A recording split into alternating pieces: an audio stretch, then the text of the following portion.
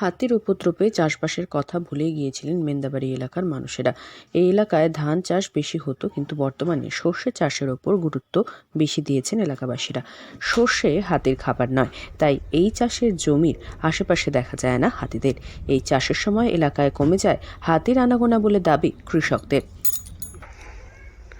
আমাদের এই শস্য চাষে বলতে গেলে আগের তুলনায় আমরা অনেক লাভ করেছি। কারণ যদি আমরা দেখতে যাই, ধান লাগাতে গেলে হাতি খুব তাণ্ডব হয়। আমাদের ধান ঠিক মতন আমরা যে পরিমাণে আমাদের পাওয়া উচিত সেই পরিমাণে আমরা ধান পাই না। তাই আমরা এবার যা দেখছি এই সরষাতে তার ঠিক বিপরীত হচ্ছে। বিপরীত বলতে গেলে সরষাতে হাতি কোনো খায় না, হাতি আমাদের শস্য নষ্ট করে না। আগে তো প্রথমেই তো আমরা জানতাম না এই সমস্ত বিষয়ে, কিন্তু পরে আমরা যখন সবকিছু জানতে পারলাম, তো আগে মোটামুটি 1-2 বিঘা আমরা করতাম, এখন সেই পরিমাণটা বাড়িয়ে আমরা এখন 4-5 বিঘা আমরা করতে। কালচিনি ব্লকের জঙ্গল সংলগ্ন এলাকাগুলিতে বাড়ছে সর্ষে চাষ। মেন্দাবাড়ির রাভা বস্তির মতো জলদাপাড়া জঙ্গল ঘেরা এলাকায় প্রতি বছর বেড়ে চলেছে এই চাষ করে লাভবান কৃষকদের সংখ্যা।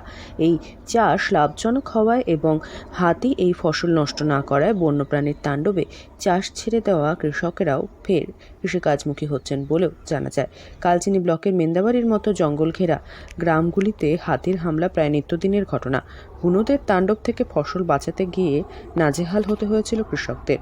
হাতির খাদ্য তালিকায় রয়েছে এমন কোনো ফসলই চাষ করে ঘরে তুলতে পারছিলেন না কৃষকেরা। কৃষকদের কথায় 2 বছর আগে সর্ষে চাষ 1 বিঘা জমিতে করতেন তারা। বর্তমানে একজন কৃষক 4 থেকে 5 বিঘা জমিতে সর্ষে চাষ করছেন। কালচিনি ব্লক জুড়ে বর্তমানে প্রায় 1800 হেক্টর জমিতে এই চাষ হচ্ছে বলে কৃষকদের দাবি। জয়ন্ত রাভা নামের এক কৃষক জানান, তাদের অনেকটাই উপকার হয়েছে এই চাষ করে। হাতির হানা থেকে তারা রেহাই পেয়েছেন এই চাষের ফলে। আলিপুরদুয়ার থেকে অনন্যাদের রিপোর্ট, লোকাল 18 বাংলা।